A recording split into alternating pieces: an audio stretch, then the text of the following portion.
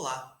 Hoje nós vamos falar de um tema bastante interdisciplinar, que possui questões afeitas ao direito civil e ao direito penal. Hoje o tópico ele é complementar, é um tópico extra que visa a instrução geral. Hoje nós vamos falar sobre a legislação aplicável em tempos de pandemia, em especial sobre a vacina Covid. Será que existem leis relacionadas à vacina Covid? Será que há leis relacionadas ao processo de testes desta vacina Covid e assim por diante? É isso que nós vamos estudar. Vamos começar com a medida provisória 926 de 2020, passando pela Lei 14.035, que veio a dar a redação para uma outra lei, que é a principal regulamentação no âmbito de pandemia, que é a Lei 13.979. Ela deve ser interpretada a partir da medida cautelar proferida pelo STF em sede da ADI, Ação Direta de Inconstitucionalidade, 6341. Vamos ver rapidamente o artigo 3º dela e mencionar o caso Glória Trevi, julgado pelo STF. Em seguida, a gente vai falar sobre experimentos médicos. Como é que funciona o processo de experimentação de uma vacina, de um medicamento em geral. Aqui sob um viés muito mais jurídico, mas também bioético. Vamos dar uma olhada no que vem a ser o Código de Nuremberg, bem como o Pacto Internacional de Direitos Civis e Políticos de 66 e várias declarações que vêm a tutelar o processo de experimentação médica, principalmente em humanos. Temos várias declarações pertinentes. Dentre os princípios destas declarações, destes guias, destes princípios, nós temos o do consentimento informado. Vamos estudar este tal de consentimento informado, comparando o padrão, o conceito no âmbito da bioética com o conceito no âmbito do direito, principalmente o direito civil. E, por fim, nós vamos dar uma analisada nos principais julgados do STF sobre o direito à saúde. Será que as pessoas têm o direito a se vacinarem? Será que as pessoas têm o dever de se vacinarem? Vamos ver estas e outras questões a partir de agora. Então vamos lá. Quando se fala de pandemia, se fala de todo este processo que dispensa maiores comentários. Países do mundo estão cooperando na medida do possível no combate a este Covid, essa crise Covid, muitas vezes denominada de Covid 2019, SARS-CoV e assim por diante. O que interessa aqui para nós, tá? E aqui eu gostaria de fazer um comentário, digamos assim, um pouco nacionalista, talvez patriota, mas enfim, um comentário que acredito que seja muito pertinente. Fato da vida. Vários países ao longo da história têm dificuldades em lidar com processos de crise, está bem? Muito se critica a dificuldade do Brasil, a dificuldade dos Estados Unidos, Reino Unido e algumas economias da Europa, bem como outros países que têm um grande peso nas relações econômicas e políticas globais, Porém, olha só que interessante, não faz tanto tempo assim historicamente, se nós formos analisar em termos de história da humanidade, 300 anos é muito pouco. E eis que relata-se, tanto no final do século XVII como no final do século XVIII, na Inglaterra, está bem? Na Inglaterra havia uma série de conflitos de competência, olha só, conflitos de competência sobre o combate às pandemias que havia à época. Olha só, então já havia sim, pandemias são algo muito recorrente na história da humanidade, século XVI, século XVII e assim por diante, e há registros históricos de que na Inglaterra, neste período, muitas vezes, a autoridade central, o monarca, ditava algo ou estabelecia algum tipo de direcionamento e esse direcionamento não era corretamente seguido ou era considerado insuficiente por conta de questões relacionadas à falta de comunicação e melhor constatação de situações locais. Era comum, no âmbito da Inglaterra, em processo de desenvolvimento de sua estrutura organizacional e constitucional,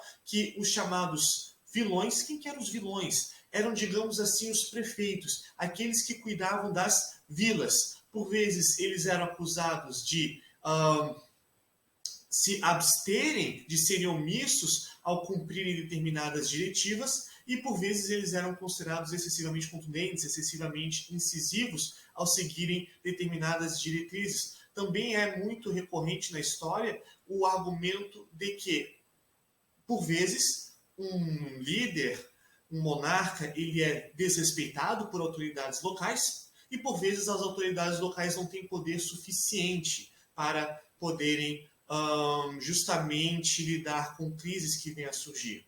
Eis, portanto, que este grande processo de questionamento em que o Brasil se encontra localizado, se encontra, né, já é algo que não é de ontem nem de anteontem em termos de história global. Sempre há um questionamento sobre até que ponto nós temos o interesse local em sede de prerrogativas municipais e até que ponto que o governo federal, o governo centralizado, no caso de países que não sigam o modelo presidencialista, republicano e assim por diante, federativo, aqui do Brasil, vem a se encontrar. Neste sentido, vamos então ver o que acontece, tá? O que acontece, por exemplo, na Inglaterra. Na Inglaterra acontecia o seguinte, muito se questionava que, em que pese haver todo um processo de crise decorrente de pandemia, tínhamos, por exemplo, diretrizes relacionadas à importação de produtos, que produtos deveriam ser sempre encharcados em água salgada, limpos em água salgada, antes de entrarem no território nacional. E até que ponto isso era viável ou não de ser realizado era algo questionado no âmbito dos municípios, das autoridades portuárias e assim por diante. Vamos traçar este paralelo agora com a situação vivida no Brasil. Tá? De que maneira que o Brasil está lidando com a crise? Desde já nós temos que deixar claro que nós tivemos uma medida provisória, 926, ela foi convertida em lei 14.030 e 14.035, que por sua vez veio a dar a redação para a lei 13.979. O que acontece? Em um primeiro momento, ainda quando se fazia o julgamento da medida provisória, tá? Havia um questionamento se o governo federal não estaria trazendo as prerrogativas de combate à crise para si de maneira excessiva. Se o governo federal não estaria centralizando demais as ações de combate à pandemia. Diante deste questionamento e de algumas ambiguidades presentes lá na medida provisória, é que foi apresentada pelo PDT perante o STF uma ADI. ADI 6341. E no âmbito dessa ADI foi apresentada uma medida cautelar e em sede de medida cautelar o STF se manifestou no seguinte sentido: o governo federal tem sim a sua prerrogativa de traçar uma série de ações de combate à pandemia, porém essa prerrogativa, este poder que o governo federal tem, este poder que a União tem, não pode se sobrepor às prerrogativas, aos poderes dos estados e dos municípios, seja no âmbito executivo, seja no âmbito legislativo. Portanto, decorre disso que o município pode sim fazer uma quarentena, o município pode sim fazer um lockdown, né? E assim por diante. Porém, algumas questões não são de objeto, né, municipal e assim por diante. Exemplo clássico, o melhor dizendo, né, a nossa Constituição ela é muito clara no sentido de que direito aeroportuário ele é prerrogativa da União, tá? Direito aeroportuário, já pensou se o município de Florianópolis pudesse dizer, já pensou se o município de Guarulhos pudesse dizer que não há mais voos internacionais em Guarulhos, não é possível chegar mais nenhum voo internacional? Já pensou? Isso seria absolutamente inviável. Tivemos até essa notícia, né, de que a cidade, o município de Guarulhos queria revogar, né, queria fechar o aeroporto, algo absurdamente inviável, né? Por quê? Porque questões constitucionais, aquilo que é prerrogativa da União, somente a União pode disciplinar. O transporte aeroportuário é um ponto muito claro, né, nesse sentido, é uma prerrogativa da União. Porém, questões de saúde são competência comum. Isso vai implicar com relação ao direito à saúde, conforme a gente vai ver ao final. Eis que, no âmbito desta lei, na Lei 13.979, em que pese as ações de combate à pandemia poderem serem realizadas por União, Estados, Distrito Federal e municípios, nós temos que o artigo 3º prevê algo que é especialmente polêmico. vamos ler agora o artigo 3º da Lei 13.979, artigo 3º. Para enfrentamento da emergência de saúde pública de importância internacional de que trata esta lei, ou seja, a Covid, né? A pandemia Covid, as autoridades poderão adotar, no âmbito de suas competências, entre outras, as seguintes medidas: isolamento, quarentena, determinação de realização compulsória de exames médicos, testes laboratoriais, coleta de amostras clínicas, vacinação e outras medidas profiláticas ou ainda tratamentos médicos específicos. Ou seja, nos termos da lei, é possível sim um tratamento compulsório. E aqui nós temos um ponto muito fervoroso, né, muito problemático, né? Até que ponto alguém é obrigado ou não? Até que ponto alguém é obrigado ou não a se submeter a um tratamento? Até que ponto alguém é obrigado ou não a se submeter a uma vacinação? Vacinação é algo invasivo ou não? Aqui nós não temos muita jurisprudência do STF, tá? Porém, eu gostaria muito de trazer à tona um caso que não diz respeito à vacina, mas diz respeito aos limites da integridade pessoal, da integridade física, até que ponto a integridade física, enquanto direito fundamental, é oponível perante o Estado, é oponível perante terceiros, está bem? Nós tivemos o julgamento pelo STF em 2002 do caso Glória Trevi. Glória Trevi foi uma cantora, salvo engano, mexicana, que veio a ser presa pelo Brasil. E uma vez presa, ela ficou grávida e ela acusou agentes responsáveis pela sua prisão de a terem violado sexualmente, né? Ela realizou esta acusação. Esta é uma acusação bastante grave, né? Dizer que os agentes do Estado realizaram um ato de violação sexual. E eis que, para se comprovar se teve violação sexual ou não, seria necessário um exame de DNA. Exame de DNA sobre a placenta da respectiva detenta. E eis então que no caso que chegou ao STF, ficou decidido que é possível se determinar sim, ou seja, se determinar que a época a cantora Glória Trevi tivesse que se apresentar, tivesse que dispor de sua placenta, que fosse então realizado um procedimento, ainda que invasivo, para se retirar o DNA da placenta, para se verificar então o DNA da criança, fazer um teste de DNA a partir da placenta da mãe para se verificar o DNA da criança, se era filha ou não de algum dos agentes carcerários. Neste caso, o STF ponderou o direito à privacidade, o direito à intimidade, o direito à integridade física com outros direitos, né? O direito à honra e assim por diante, relacionados aos respectivos agentes responsáveis pela custódia desta detenta. E eis que temos o seguinte, vamos fazer a seguinte ponderação. Na medida em que nós temos um bem jurídico com a integridade física, tá? A integridade física pode ser ponderado e este bem jurídico pode ser flexibilizado de algo como a honra de outras pessoas e assim por diante, quem dirá diante de algo maior como a saúde pública? Então vamos parar para pensar. Temos, de um lado, o artigo 3º que prevê a possibilidade de se impor vacinação, a possibilidade de se impor tratamento, essa imposição de tratamentos médicos, e, do outro lado, nós temos jurisprudência do STF, que não é sobre vacinação em si, sobre o caso Glória Trevi, tá? Essa situação do direito à honra, né, poder ser sopesado de modo, juntamente do direito à integridade física, de modo que este último venha a ser relativizado. É possível se verificar que, tendo em vista uma autorização legislativa, somando-se a este grande precedente do STF, é possível se verificar que, pelo menos em tese, a vacinação seria um dever, sim. Seria obrigatória, sim, tá?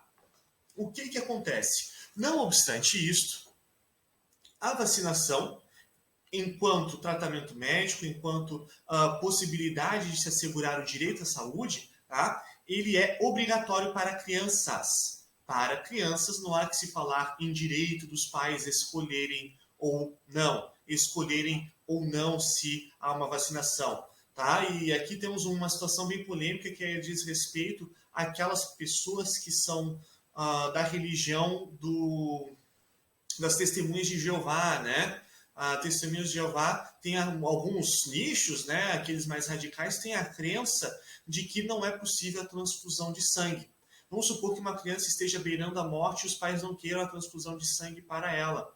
Essa decisão dos pais deve ser desconsiderada, está bem? Jurisprudência no âmbito dos tribunais de justiça é absolutamente inequívoca nesse sentido. Quando se fala de criança, está bem? O que os pais querem para ela, se puder prejudicá-la, não deve ser levado em consideração. Está bem? Com relação à criança, não há que se aplicar qualquer tipo de prerrogativa. A criança quer ser vacinada ou não, não interessa. Está bem? Estamos falando da saúde delas. O que mais? E aqui uma curiosidade, está bem? Uma curiosidade.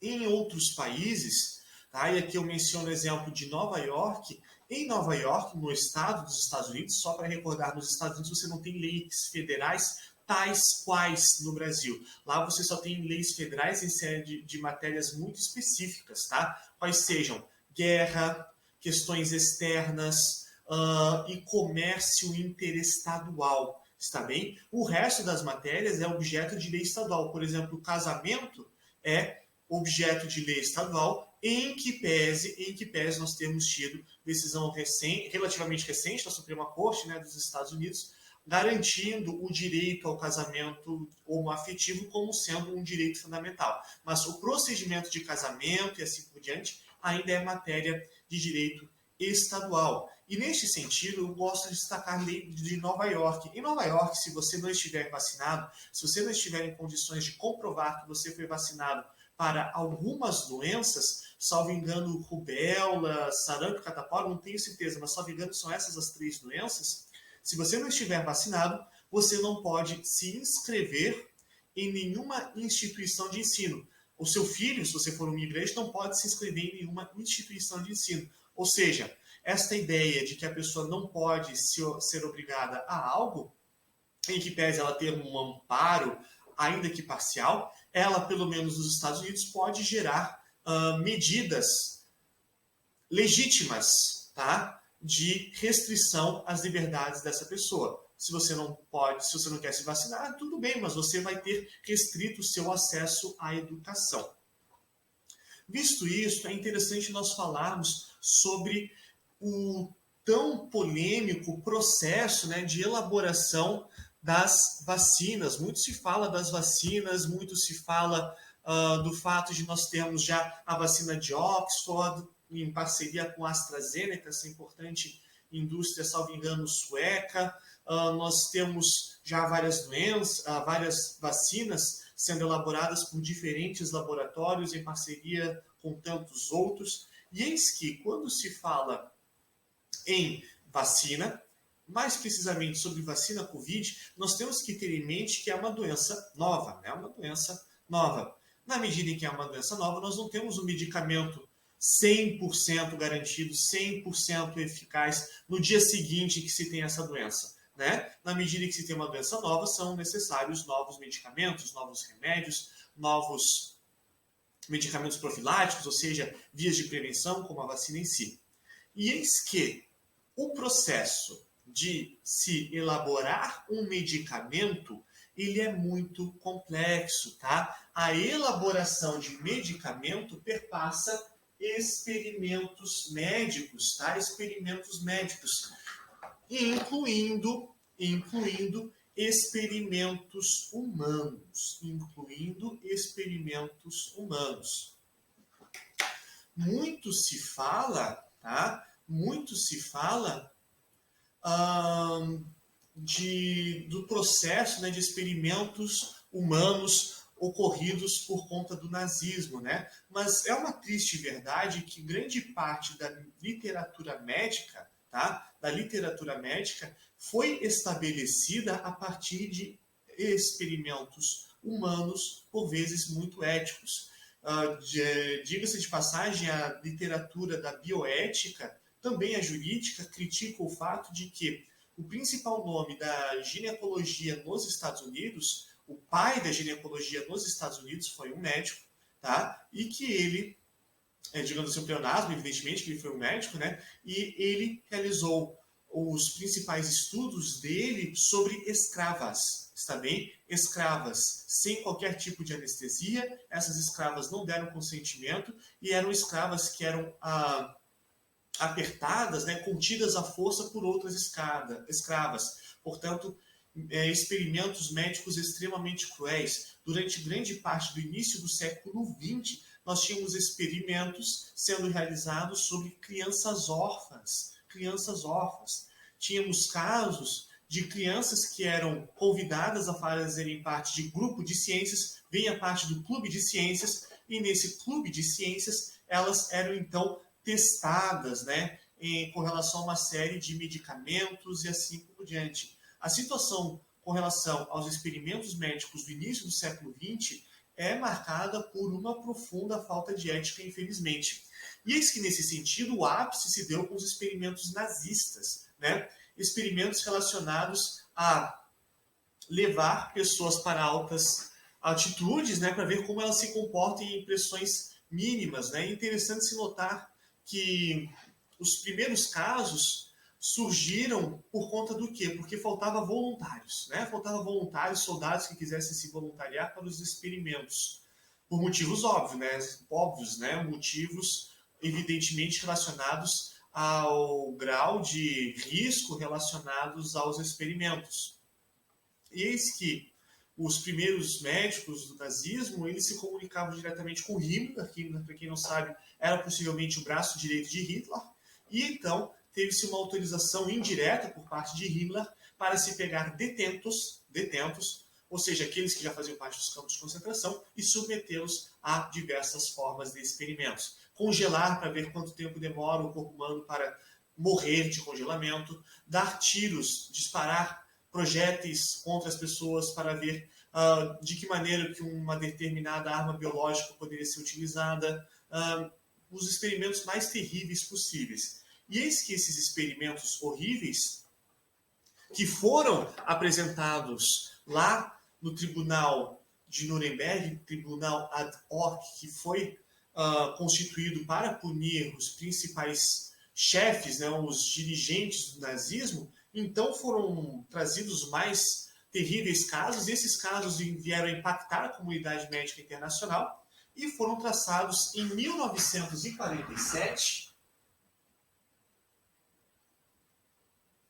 Em 1947, então foram estabelecidos os princípios de Nuremberg, tá? Ou Código de Nuremberg. Além desse Código de Nuremberg, foram realizadas uma série de outras declarações, tá? Declarações, portanto, textos internacionais, por vezes nem assinados por país, alguns textos nem foram assinados por país, mas sim representam a percepção de órgãos, tá? Por exemplo, o denominado, deixa eu ver aqui, por exemplo, do Conselho Internacional das Organizações das Ciências Médicas, tá? Nós temos essa associação que estabelece uma série de diretrizes para a realização de experimentos médicos, tá? Tem, evidentemente, uma série de declarações. A mais importante delas é a Declaração de Helsinki, que foi de 64 e posteriormente revisada em 2000, 64 e posteriormente revisada em 2000. E o que essas declarações, esses princípios e o Código de Nuremberg vêm a trazer? Vem a trazer uma série de princípios relacionados ao consentimento, tá? Consentimento e limites para a realização desses testes, tá? Os testes têm que ter uma finalidade, tá? Tem que ter uma utilidade. Não é possível você simplesmente brincar com a vida humana. Isso é inviável. E, dentre o que há de mais importante no âmbito desses princípios, há o chamado princípio do consentimento informado. Consentimento informado. Em inglês, informed consent. Em português, consentimento informado chega a ser um pleonasmo, né? Mas eu já vou explicar por que nós temos essa expressão específica, consentimento informado. Mas, antes disso, eu quero deixar bem claro que este princípio de consentimento informado, além de estar previsto no Código de Nuremberg de 47, bem como as várias declarações sobre experimentos médicos, e aqui especialmente os experimentos humanos, este princípio do consentimento informado é um direito civil, um direito fundamental, um direito humano, tá? Não é direito humano, tanto que faz parte do Pacto Internacional dos Direitos Civis e Políticos. Pacto Internacional dos Direitos Civis e Políticos. O que é que o Pacto Internacional dos Direitos Civis e Políticos vem a dizer, tá? O artigo 7º do respectivo pacto diz que ninguém poderá ser submetido à tortura, nem a penas ou tratamentos cruéis, desumanos ou degradantes. Será proibido, sobretudo, submeter uma pessoa sem seu livre consentimento a experiências médicas ou científicas. Olha só, então o Pacto Internacional de Direitos Civis e Políticos, de 66, ele é expresso no sentido de que nós temos um direito, um princípio fundamental relacionado ao consentimento no âmbito dos experimentos médicos. E é interessante se mencionar neste ponto que o Pacto Internacional de Direitos Civis e Políticos, em que pese ele ser de 66, ele foi assinado só em 92 no Brasil, mas o que interessa aqui é que ele já faz parte do nosso ordenamento. E o que é que prevê, então, esse nosso Pacto Internacional de Direitos Civis e Políticos? Prevê aí a necessidade de consentimento informado. E o que acontece aqui? No âmbito dos experimentos humanos, nós temos uma série de riscos. Nós temos que as pessoas, em algumas situações, são infectadas com o vírus, por vezes mortal, tal qual é o Covid, para que a partir dessa infecção seja possível se entender como ocorre o processo infeccioso. Há pessoas que são infectadas para, na sequência, serem testados alguns medicamentos que possivelmente funcionariam em situações símiles, em quadros infecciosos símiles, né? Muito discutido a possibilidade ou não de se utilizar a hidroxicloroquina e assim por diante. O que acontece aqui?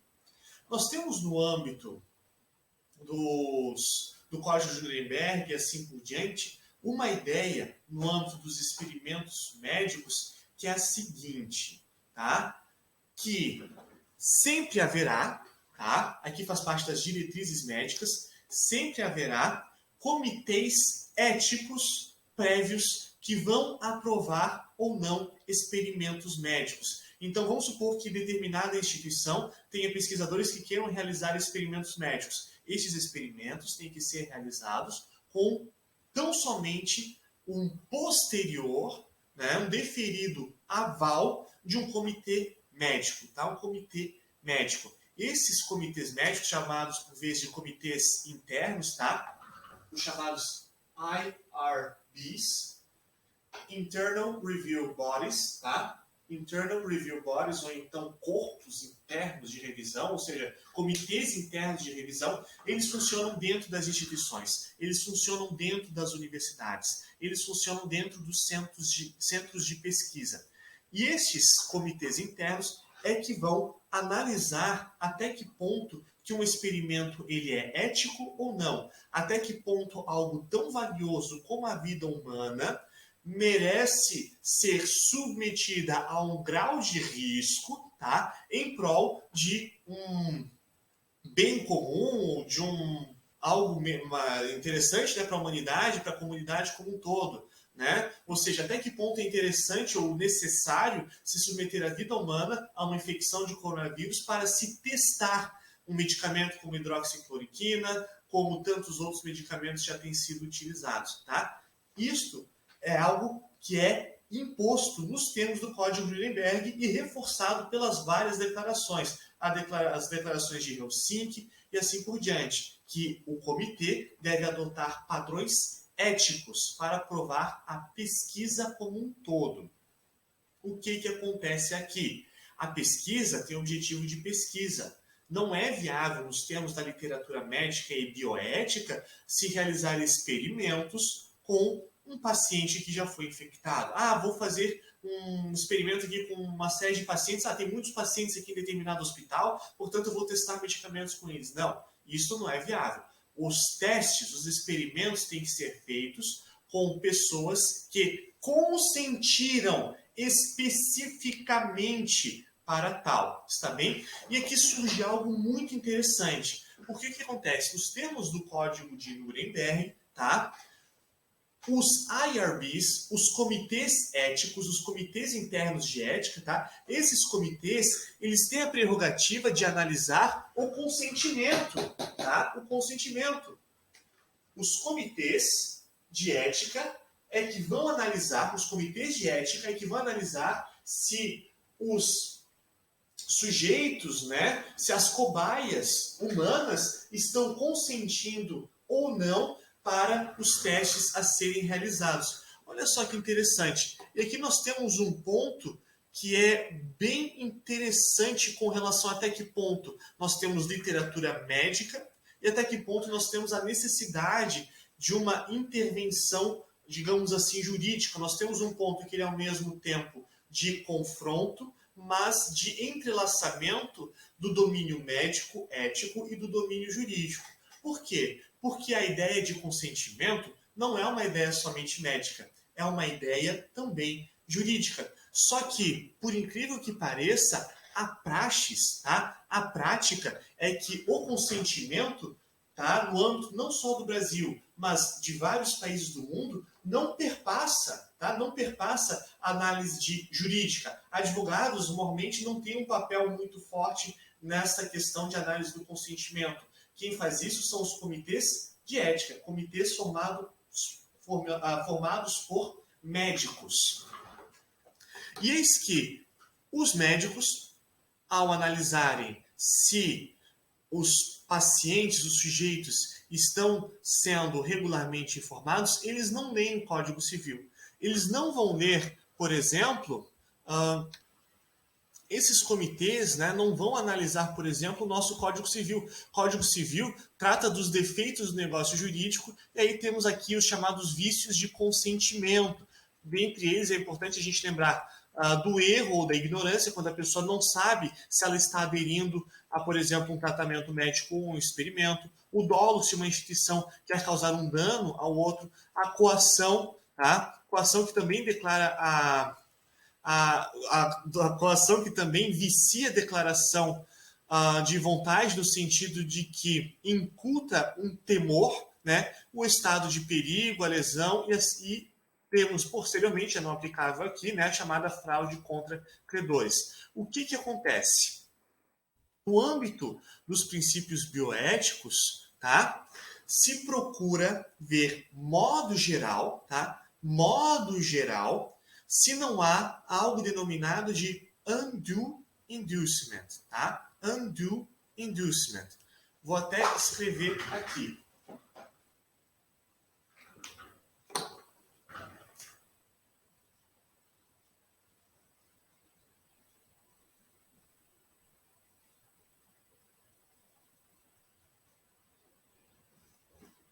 Está bem? Undue inducement, ou induzimento indevido em uma tradução muito literal. O que então os médicos que fazem parte dos IRBs tentam ver? Tentam ver, de um lado, se há um consentimento informado, se a pessoa que quer se submeter a um experimento médico está entendendo a situação, os riscos associados e assim por diante, e procuram também ver, numa linha contrária, se não há um undue inducement, ou induzimento indevido. Ver se a pessoa, por exemplo, não está aderindo a um experimento médico só por questões monetárias. E quando a pessoa, por exemplo, feita como cobaia de um experimento médico, ela é compensada pelo tempo investido, pelo risco e assim por diante. Eis que, muitas vezes, se faz uma análise se o valor pago não está sendo alto demais, tá? Ou se o valor pago não está sendo baixo demais, porque poderia ser antiético, né, se pagar muito pouco para determinada pessoa. Ver se a pessoa que está fazendo parte de um experimento não está sendo induzida ao mesmo, porque ela está passando por uma crise financeira em sua família e assim por diante. Ou seja, evita-se uma situação de induzimento indevido e procura-se ver se há um consentimento informado. Por que consentimento? Porque não basta a pessoa consentir a algo, a pessoa tem que ter uma repleta noção de realidade sobre aquilo que ela está prestes a passar. Ela tem que entender, por exemplo, que a vacina que vai ser testada nela pode não funcionar. Ela tem que entender que talvez ela seja submetida, seja infectada com vírus, que tem um grau de fatalidade, né, letalidade muito alto, tá? Eis que, por exemplo, vírus com grau de fatalidade muito alto não podem ser infectados em pacientes, né? Por exemplo, veda-se que seja realizado a infecção com HIV. Jamais que se poderia infectar uma pessoa, por mais que ela esteja disposta a se infectar com HIV, e isso jamais passaria pelo crivo ético de um IRB, de um comitê ético. Portanto, infecção com ebola, infecção com HIV, é algo vedado nos termos dos princípios éticos, médicos e assim por diante. Tá? E, neste sentido, é interessante se notar o quê? Que esta ideia de consentimento ela é muito complicada, tá? E se mostrou especialmente polêmica após uma série de situações vividas em um passado recente. Está bem? Por quê? Porque com o advento do Código de Nuremberg foram trazidas várias prerrogativas para as cobaias humanas, né? Uma série de limitações. E um dos principais defensores dessas limitações é Jacob Katz, tá?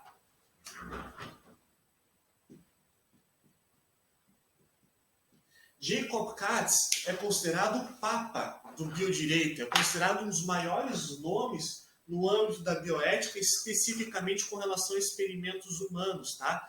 Jacob Katz, esse até intitula em seus artigos J. Katz. E é um grande defensor da ideia de que as cobaias humanas têm muitos direitos, têm direitos humanos, têm direitos fundamentais. Porém, ocorreu uma pressão por parte da indústria farmacêutica, assim por diante, e que tem amparo em algumas declarações internacionais, como a Declaração de Helsinki e outros atos normativos relevantes, de que a ciência médica deve progredir, tá? Ainda que venham a ocorrer pequenos custos humanos, assim por diante. O que aconteceu? Decorreu ao longo da segunda metade do século XX, mas principalmente após os anos 80, o seguinte fenômeno. Os experimentos médicos que antes eram realizados no mundo desenvolvido, nos países do eixo do hemisfério norte, né? Estes experimentos passaram a ser realizados em países em desenvolvimento.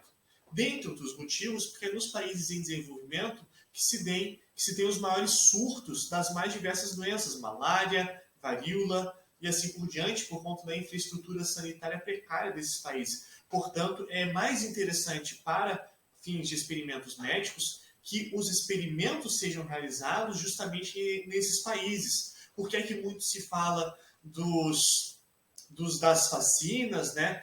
E assim por diante serem testadas no Brasil, porque o Brasil, infelizmente, está com uma taxa relativamente alta de contágio do Covid, especialmente quando comparado com países nórdicos, né? Em números absolutos, tá? Em números absolutos. Aqui você tem que ter números absolutos. Em números relativos, o Brasil não está com uma taxa de contágio tão elevada quando comparado com alguns países da Europa, né? A taxa relativa do Brasil é menor do que vários países da Europa. Porém, em números absolutos, a taxa de contágio no Brasil ainda é considerada elevada. Há muitos casos aqui no Brasil, portanto, o Brasil é um interessante local para fins de pesquisas médicas.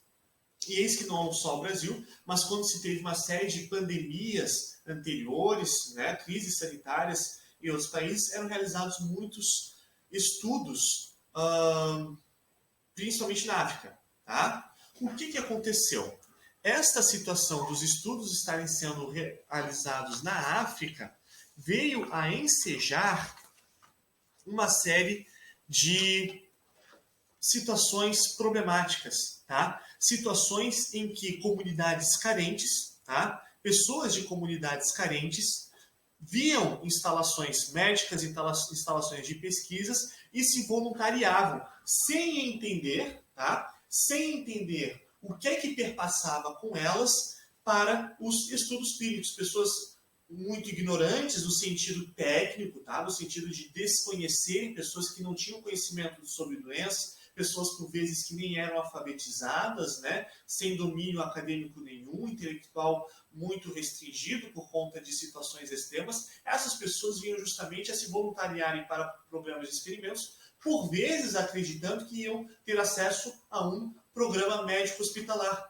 E olha só, em algumas situações extremas não havia qualquer tipo de acesso ao sistema de saúde. O que se tinha era uma instalação de uma indústria farmacêutica que se apresentava lá para realizar procedimentos e as pessoas vinham lá se apresentarem lá e acabavam sendo comprometidas, né, em sua integridade física e assim por diante.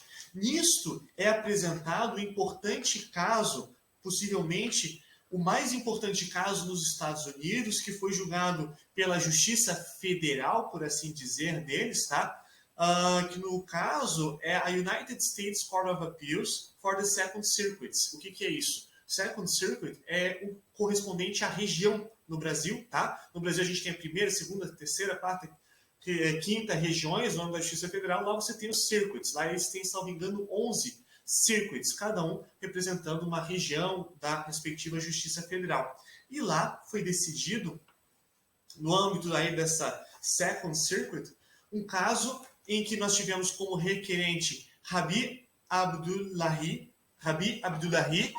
versus Pfizer, tá? Sabe a empresa Pfizer, que muito se comenta que está produzindo uma vacina? Então, essa empresa, a Pfizer, empresa aí americana, ela realizou uma série de experimentos em países da África, tá? E eis que, dentre esses experimentos, o principal foi realizado na Nigéria, tá? Na Nigéria, país de língua inglesa, que, portanto, já então representaria um certo um destino ideal, né, por conta das pessoas falarem inglês e assim por diante, ex-colônia britânica, né? Foi realizado então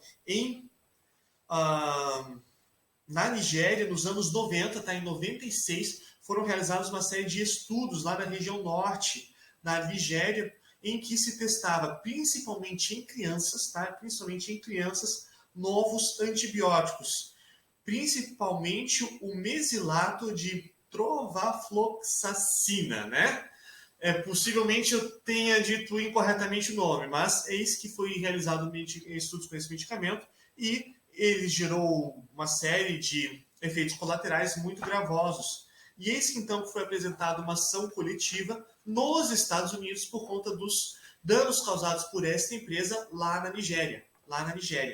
E eis que tivemos aí um importante caso de condenação dessa empresa. É o principal caso, nós não tivemos maiores casos com relação à Suprema Corte. Tá? Nós não temos na história dos Estados Unidos um caso especificamente relacionado a experimentos humanos chegando à Suprema Corte. Tem um caso só que foi de um militar que foi sujeito a um experimento médico militar no âmbito do seu processo de cura. Ele sofreu um acidente, foi sujeito a um medicamento experimental e ele acreditava que aquele medicamento experimental não deveria ter sido não deveria ter sido submetido a ele, tá?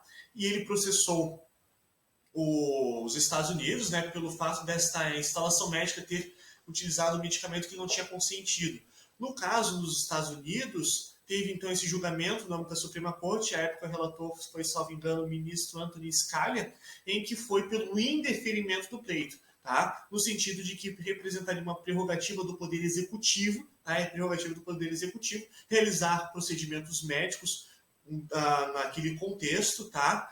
Aplicar até mesmo medicamentos experimentais. Ou seja, não haveria um direito autônomo, um direito próprio de se apresentar uma demanda contra o país, Estados Unidos, contra o Poder Executivo por si só, tá? Portanto, naquele caso, nós tivemos então essa questão do experimento médico, mas foi pelo indeferimento. Aqui não, aqui nós tivemos um caso no âmbito aqui do segundo grau. Lá nos Estados Unidos não tem STJ, tá? Parou no Tribunal de Justiça ou no Tribunal Regional Federal, para assim dizer, que são essas circuit courts. Tá? O caso não vai para nenhum STJ, até porque lá não tem a necessidade de harmonização de lei federal. Vai direto para a Suprema Corte. Tá? Vai direto para a Suprema Corte. Esse caso não chegou na Suprema Corte, mas ficou evidenciado aqui no voto do respectivo relator que há a necessidade de se tutelar uma indústria farmacêutica ética e transparente. Até porque, caso contrário, se a imagem da indústria farmacêutica norte-americana não for tutelada, isso vai comprometer a presença dela em outros países, tá? Em outros países. Portanto, aqui se realizou um entendimento de que o consentimento informado, tá? O consentimento informado, ele deve ser, sim, sempre tutelado de uma maneira bastante impositiva, sob pena de se gerar uma potencial hostilidade contra os respectivos experimentos realizados por empresas americanas e a imagem que elas teriam no mundo. Tá? Portanto, bem interessante esse caso, é o principal, Rabi Abdullahi versus Pfizer. O que acontece aqui? Tá? Esses princípios médicos relacionados a consentimento informado e undue inducement, ou indevido induzimento, a vedação ao indevido induzimento, possuem uma contrapartida aqui no nosso direito civil. E o que acontece? No nosso Código Civil, nós temos os vícios do consentimento, tá? E eis que os vícios do consentimento poderiam ser vislumbrados aqui, por exemplo, erro ou ignorância, lá do artigo 138 do Código Civil. Se alguém entra no estabelecimento que acredita ser médico, mas na verdade ou de pesquisa, nós temos uma hipótese aí de erro, né? A pessoa errou, portanto, o consentimento que ela fez para determinado experimento foi inválido, né? Inválido. Vamos pensar em outra hipótese, a hipótese do dolo. Vamos pensar que determinada empresa, sabendo que uma determinada comunidade é muito ignorante, não tem o conhecimento, tem muitos problemas relacionados ao acesso à informação, ela faz questão de apresentar algo com uma linguagem difícil, tá? Uma linguagem difícil para os respectivos, para as respectivas cobaias, né? Coação, forçar alguém, se você não realizar esse tratamento, você pode morrer, tá? Olha só, se você não realizar esse tratamento, você não vai ter acesso a nenhum outro tipo de tratamento. Coação, estado de perigo, a pessoa que está aderindo a um tratamento só porque está com medo de algo possa acontecer com a sua família. Vai que, de repente, a família é infectada, estado de perigo, falha no consentimento. Lesão, né? Aqui pessoas que estão obrigadas por situações de inexperiência, ou você tem uma desproporção com relação ao valor da prestação. A pessoa, por exemplo, ela vai se submeter a um tratamento médico, né?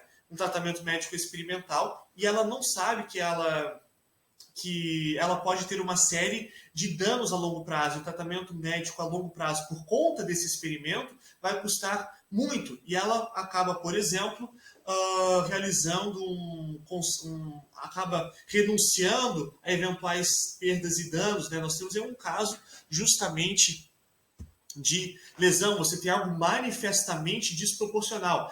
Eu aceito fazer parte de um experimento médico por R$10 mil ou $10 mil, mas em decorrência desse experimento médico eu vou sofrer danos na minha saúde que vão me custar R$100 mil lá para frente. Nós teremos aí uma lesão, né? E eis que, para se evitar estas situações, a literatura médica estabeleceu uma série de situações. Por exemplo, a linguagem tem que ser clara. Né? Linguagem clara, algo que nós temos no Brasil no Código de Defesa do Consumidor. A linguagem tem que ser clara. Outra questão bem importante, quando se fala de experimentos médicos, é vedado, tá, o mero termo de adesão. Nós temos aqui no Brasil o chamado contrato de adesão. No Brasil e no mundo nós temos um contrato em que ele é caracterizado pelo fato de uma parte aderir à vontade exteriorizada pela outra, muito comum nas relações consumeristas, não é verdade? E eis que, nos termos de adesão realizados no âmbito de experimentos médicos, vou pegar um aqui, por exemplo, nestes termos de adesão, nós temos que a necessidade de um consentimento, por vezes dito como ativo, ou então uma exteriorização ativa da vontade. O que quer dizer isso? Quer dizer que não bastaria a pessoa que vai ser a cobaia humana aderir à vontade manifestada por uma empresa médica, assim por diante. E eis que deveria a empresa médica, o instituto de pesquisa, realizar uma série de perguntas, uma verdadeira entrevista com a cobaia. Por exemplo, qual foi o motivo para você se inscrever neste estudo? O que é este estudo? Você entende que é estudo? Você sabe, por exemplo, que 1 a cada 3.000 pacientes entre 20 e 29 anos e 1 a cada 1.200 pessoas entre 20 e 39 anos vêm a morrer? Você sabia disso? Que 1 a cada... Por exemplo, aqui peguei de uma instituição que realiza esse tipo de experimento humano, tá? E nós temos claramente isso, tá? Você sabia que há estudos de que 20,8% dos pacientes entre 20 e 44 anos sofreu uma série de sintomas graves? Está bem? Sintomas graves. Olha só, nós então temos uma série de perguntas que vêm a delimitar, deixar claro se o paciente, se a cobaia, ela está ciente dos riscos. Outra questão muito interessante é que, por vezes, são apresentados testes, tá? Testes, quizzes. Ou seja, a pessoa, quando vai realizar o seu respectivo consentimento, não vai simplesmente assinar a papelada. Essa pessoa vai ter que responder adequadamente uma série de perguntas com assertivas A, B, C e D com relação a que ela está consentindo. Tá? A assertiva A é incorreta, B é incorreta, C é correta. Tá? Assertivas que dizem respeito às cláusulas contratuais, que dizem respeito às informações relacionadas ao risco. Qual que é o risco de uma doença posterior? Qual que é o risco de morte? Tá? Qual que é o risco de se ter sintomas perenes? E assim por diante. Estes termos de consentimento, esses termos de adesão, por assim dizer, eles têm uma preocupação muito grande com este consentimento informado. Por quê? Porque estamos falando, em último caso, da própria vida humana, da integridade física e assim por diante. Portanto, não bastaria uma mera adesão e assim por diante. Para finalizarmos agora, eu gostaria de falar sobre a jurisprudência do STF com relação ao direito à saúde. Jurisprudência do STF com relação ao direito à saúde. E aqui eu pergunto, será que nós temos um dever do Estado em oferecer medicamentos experimentais? Será que o Estado brasileiro é obrigado a oferecer medicamentos experimentais, só para constar? Se o medicamento é experimental, é porque ele ainda não foi aprovado. Testes humanos estão sendo feitos. Se alguém tem um acesso a um medicamento experimental, essa pessoa está sendo testada, esta pessoa está sendo cobaia. Ela pode ser paciente, mas é ao mesmo tempo cobaia. Está bem? Então nós temos que no Brasil há vários medicamentos experimentais, ou seja, aqueles que ainda não foram aprovados pela Anvisa, e até que ponto o nosso Poder Judiciário lida com essa situação. O que vai dizer o STF? O STF, em sede de repercussão geral, no recurso extraordinário 657.718, repito, recurso extraordinário 657.718, o STF desobrigou o Estado a oferecer medicamentos sem registro na Anvisa, ou seja, os experimentais, está bem? O Brasil não é obrigado a fornecer os experimentais, está bem? O que acontece? A tese que foi exarada pelo STF diz o seguinte: o Estado não pode ser obrigado a oferecer medicamentos experimentais, sendo que a ausência de registro na Anvisa impede, regra geral, o fornecimento de medicamento por decisão judicial, ou seja, o juiz não pode determinar que o SUS dê medicamento experimental para determinada pessoa. Porém, STF diz o seguinte: é possível, excepcionalmente, a concessão judicial de medicamentos sem registro sanitário, ou seja, excepcionalmente, é possível, sim, a concessão desse medicamento experimental, em caso de mora irrazoável da Anvisa em apreciar o pedido. Olha só, se a Anvisa estiver demorando muito para aprovar o medicamento, daí, sim, o Estado pode ser obrigado a dar este medicamento. Só que, no caso de mora, tá? Ou seja, primeiro requisito é a mora, devem ser preenchidos outros requisitos, ou seja, nós temos 4 grandes situações, tá? 4 grandes requisitos.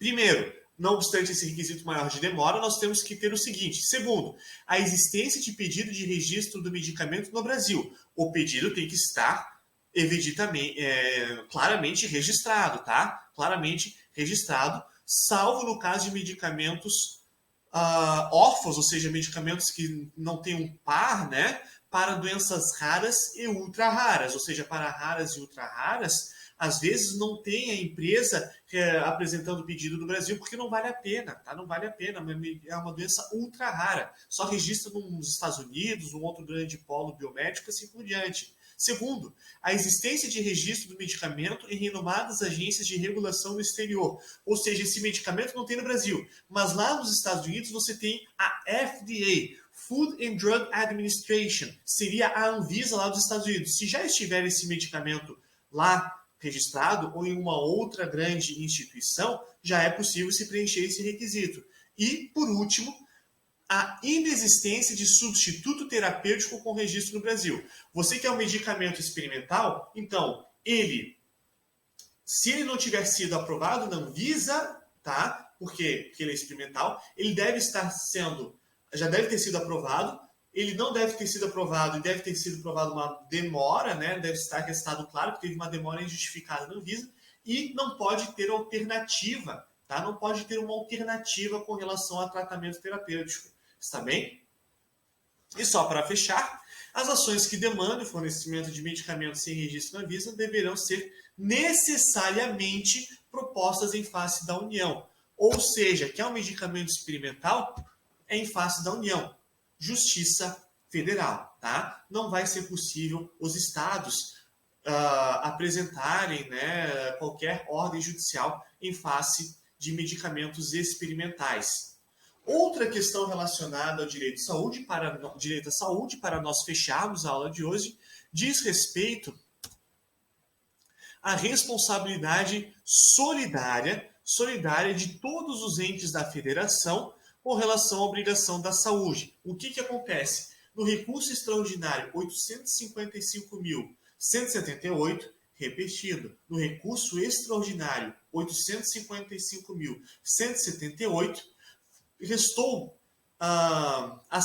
assentado pelo STF em repercussão, tá? Que a responsabilidade na concessão de medicamentos ela é solidária. União, Estados do Distrito Federal e município, está bem? E eis que, então, o paciente, o cidadão, ele pode acionar qualquer deles. A responsabilidade é solidária. E somente então é que caberá, conforme as normas de repartição de competência, o direcionamento pelo órgão judicial do ressarcimento. O que acontece aqui? O paciente, o cidadão, ele aciona quem ele quer, tá? Quem ele quer. E em decorrência disso, é que ele vai acionar quem ele quer, mas o ressarcimento vai ser depois, tá? Depois que o medicamento é providenciado, vai ser direcionado justamente pelo órgão judicial conforme a competência. Grande exceção, se for um medicamento experimental, que tem que ser em face da União. Então, visto isso, nós passamos por várias matérias relacionadas aqui a esse nosso processo de pandemia e vacina Covid. Vimos que tivemos a medida provisória 926, que foi convertida na Lei 14.035. Essa lei deu uma redação à Lei 13.979, que diz respeito às medidas que o Estado pode tomar em face dos cidadãos, as medidas de combate à pandemia, combate, contenção e assim por diante. Vimos que esta lei deve ser interpretada, né, nos termos da medida cautelar na ADI 6341, em que o STF disse que é garantido, tá? É garantida a competência de estados e municípios em realizar ações de combate à pandemia. Não é só a União que vai determinar lockdown. Estado pode determinar lockdown, sim. O município pode determinar lockdown, sim, respeitadas as matérias que são competência de cada um deles, né? Tanto que, por exemplo, não pode o município de Guarulhos determinar o fechamento do principal aeroporto internacional do país, que é o aeroporto de Guarulhos. Interessante se notar aqui que a lei prevê, no artigo 3º, a possibilidade de se impor tratamentos médicos e medidas profiláticas, incluindo a vacinação. E agora, a vacinação ela é obrigatória no Brasil? Nós não temos, com relação à jurisprudência do STF, algo claro nesse sentido, né? Porém, com relação a crianças é obrigatória sim, para criança é obrigatória. E nós temos um interessante caso, que é o caso Glória Trevi, que pode ser utilizado como parâmetro para se entender que o direito à privacidade física ele já foi relativizado diante de outros relevantes interesses bem jurídicos, né? Como a honra de policiais, a honra humana. Portanto, é possível se questionar se a vacina seria ou não impositiva. Temos lei que já pressupõe que a vacina pode ser imposta, e temos caso do STF que diz que a integridade física não é absoluta, tá? O direito à integridade física pode ser relativizado, sim, pode ser ponderado, sopesado diante de outros direitos fundamentais, está bem? Vimos a questão dos experimentos médicos. Experimentos médicos vêm a ser amplamente regulamentados, tanto no âmbito, especialmente no âmbito administrativo, né, no âmbito da bioética. Nós temos o Código de Nuremberg, de 47, e várias declarações de Helsinki, também, e também princípios médicos exarados do âmbito da OMS e outras instituições. Temos o principal tratado internacional sobre a matéria, o Pacto Internacional de Direitos Civis e Políticos, que vem a estabelecer que nenhum experimento deve ser realizado sem consentimento. No âmbito dessas declarações e do Código de Nuremberg, nós temos um modelo fundado nos IRBs, os Internal Review Bodies, ou comitês éticos, tá, das instituições, que vão disciplinar quando um experimento médico deve ser feito ou não, os limites, incluindo o processo de consentimento por parte das cobaias humanas, vigorando aqui o princípio do consentimento informado. E, em contraposição, deve-se evitar o undue inducement, ou induzimento indevido. Está bem? É interessante nós também mencionarmos que essa ideia de consentimento informado já é há muito tempo tutelada pelo direito, aqui pelo direito civil, que vem a rechaçar a validade dos negócios jurídicos que são realizados com aqueles defeitos, né, que os viciam. Estamos falando de dolo, estado de perigo, coação, lesão, e também o erro e a ignorância. O erro ou ignorância. De modo que o consentimento não seria validável, né? Teríamos negócios jurídicos anuláveis nesse sentido. Neste ponto é interessante nós mencionarmos que foi criado pela praxis internacional dos IRBs a ideia de consentimento ativo. As pessoas que vão fazer parte do experimento, elas têm que fazer pequenas provas para entenderem, para fixarem a que elas estão se submetendo, se elas têm ciência do grau de risco dos experimentos que elas estão participando e assim por diante. Este consentimento informado é um princípio fortemente tutelado na jurisprudência dos Estados Unidos, especialmente no caso Abdullahi e Pfizer, tá? Caso Abdullahi, Pfizer. Não obstante isso, nós temos jurisprudência no âmbito do STF com relação a medicamentos experimentais, em que eles, regra geral, não são concedidos, mas obedecidos àqueles requisitos de mora injustificada da Anvisa, ausência de alternativa, presença de registro do medicamento e outras notórias instituições estrangeiras, né, e assim por diante. Eis que, neste caso, tá, é possível se conceder, sim, excepcionalmente, a concessão do medicamento. Nesta hipótese, a ação deve ser apresentada no âmbito da Justiça Federal, porque será apresentada em face da União. E, para finalizar, o direito de saúde é um direito fundamental e é de responsabilidade solidária de todos os entes da federação. Com isso, encerramos essa aula extra e eu desejo a todos boas atividades.